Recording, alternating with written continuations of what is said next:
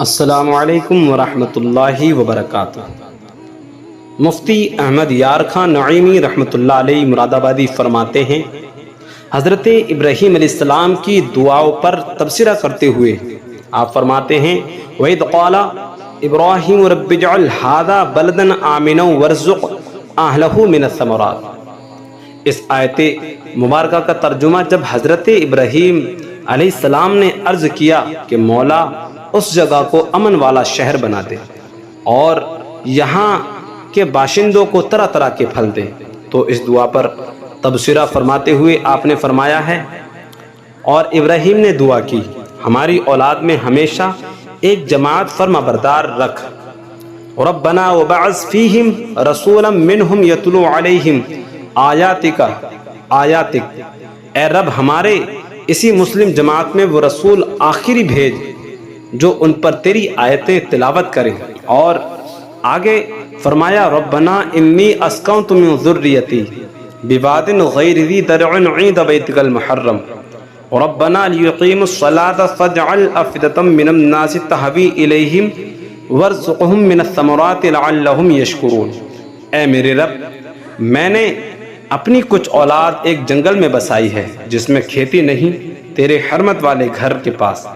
اے رب ہمارے لیے اس لیے کہ نماز قائم رکھیں، تو جو کچھ لوگوں کے دل ان کی طرف مائل کر دے اور انہیں کچھ پھل کھانے کو دے، شاید وہ تیرا احسان مانے۔ ان آیات میں اللہ تعالیٰ نے ابراہیم علیہ السلام کی حسب ذیل دعاؤں کا ذکر فرمایا۔ نمبر 1، جنگل کو شہر بنا دے، شہر امن والا ہو، یہاں کے باشندوں کو روزی دے اور پھل دے، ہماری اولاد سب کافر نہ ہو جائیں، ہمیشہ کچھ مسلمان ضرور رہیں، اس مومن اولاد میں نبی آخر الزماں پیدا ہو، لوگوں کے دل اس بستی کی طرف مائل فرماتے، یہ لوگ نماز قائم رکھیں۔ یہ 7 دعاؤں پر آپ نے تبصرہ فرمایا۔ آج دیکھ لو کہ یہ 7 دعائیں کیسی قبول ہوئیں۔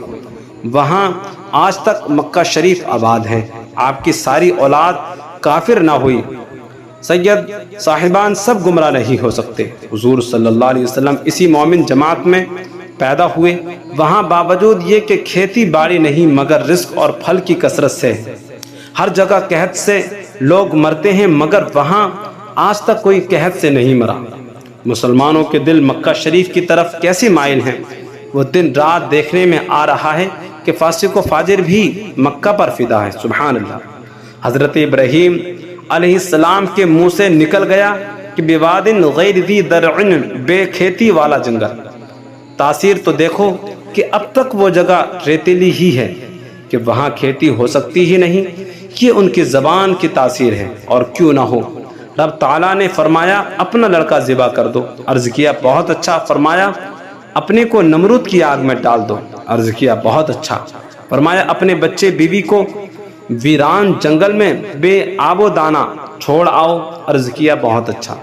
یہ نہ پوچھا کہ کیوں اللہ تبارک و تعالیٰ سے کوئی سوال آپ نے نہیں کیا۔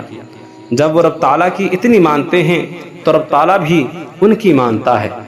خلیل نے کہا جلیل نے مانا، غرض کہ ان کی زبان کن کی کنجی۔